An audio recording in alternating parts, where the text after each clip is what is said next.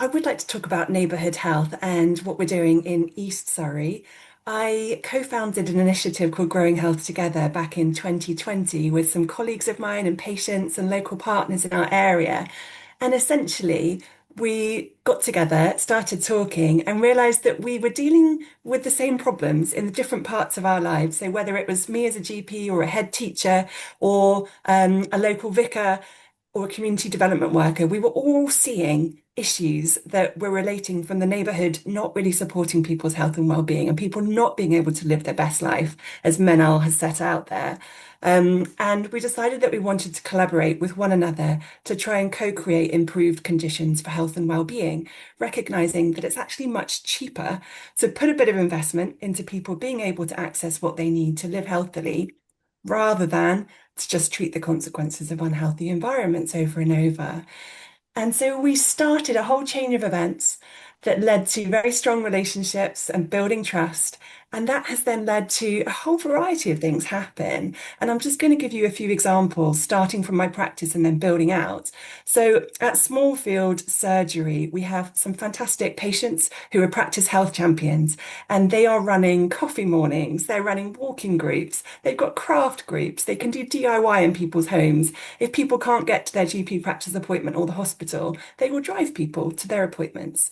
Then zooming out a little bit further, there's a patch of woodland owned by the National Trust, but most of the landscape is actually waterlogged. So when I was in my surgery recommending my patients to be more active, because I knew that would improve their diabetes or their hypertension or their heart disease, people would say, well, I can't walk. It's too muddy, it's too waterlogged for most of the year.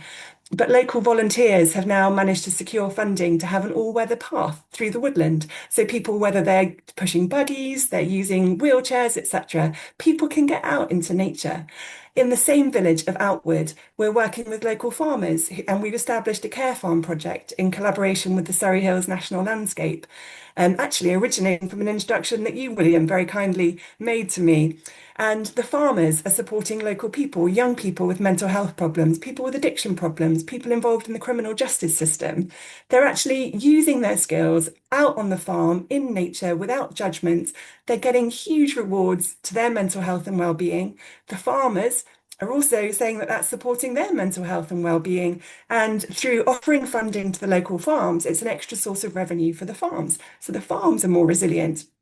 Then also in my neighbourhood of Hawley, we have the incredible Hawley Health Hub, which is the HQ of Alliance for Better Care GP Federation and our PCN and Growing Health Together. In that building, we have a community space. We let community groups do what they want to in there. So we've got craft groups, we've got men in sheds, we've given them a shed in the garden, we've got a community garden that's being developed. We also have Africa Community in Surrey and Sussex, who run a Black-led social prescribing service out of our hub. They also support local asylum seekers and refugees. We've created a community kitchen, so people are creating jollof rice. Sam mentioned curry earlier on. Some of our refugees are cooking curries and communities are coming in, sharing food with one another.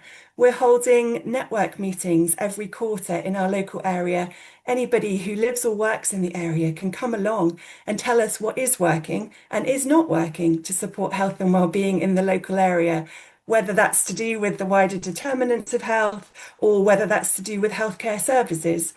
One example, some local people from a housing estate told us they were struggling to get GP appointments and they wanted a new GP practice to be built on this housing estate, which was perhaps, they argued, poorly served by healthcare. We weren't able to have the staff or the money to create a new GP practice, but we worked innovatively with our local council and partners to create a clinical space in a neighbourhood hall that was being built with Section 106 money. So we're now going to have a satellite GP clinic on this housing estate, which has allowed us to respond to the express needs of the local population in an adaptive way. There's so much more that I could tell you about what we're doing with schools and faith groups and mosques and so much more, but hopefully I've conveyed some of the passion and enthusiasm and some of the initiatives that in our area have arisen through us coming together, joining up with this ambition of improving health and well-being for everybody. And I think most importantly, allowing communities themselves to lead and shifting power and resources into the hands of our communities because they know what's best. And they have incredible capacities. And it has been such a rewarding process to be a part of. As to your question about how the National Neighbourhood Health Implementation Programme can support what we're doing, we are already seeing in real time how it's helping. To give you one example, we've had so many different partners involved in our work over the past 5 years, except I would say the local acute hospital. But now that National Neighbourhood Health is on the agenda, they are interested in what we're doing. And we hope in the future we'll have some more support and investment and be able to do some of the work perhaps that Sam was alluding to earlier. And I haven't even got onto the topic of our anticipatory care hubs and how teams of local matrons, GPs, physician assistants are supporting older people with the most complex needs, and how our hospital are increasingly supporting this process. We have a geriatrician who's part of the team and part of our multidisciplinary team meetings. But there's so much more that can be achieved when we have all partners, including our acute hospitals, working with us. And as Manal has also alluded to, it's just a fantastic mechanism to learn about best practice from different parts of the country and even from within our system. And we have greater, capacity to do that. So I'm really excited about the journey ahead.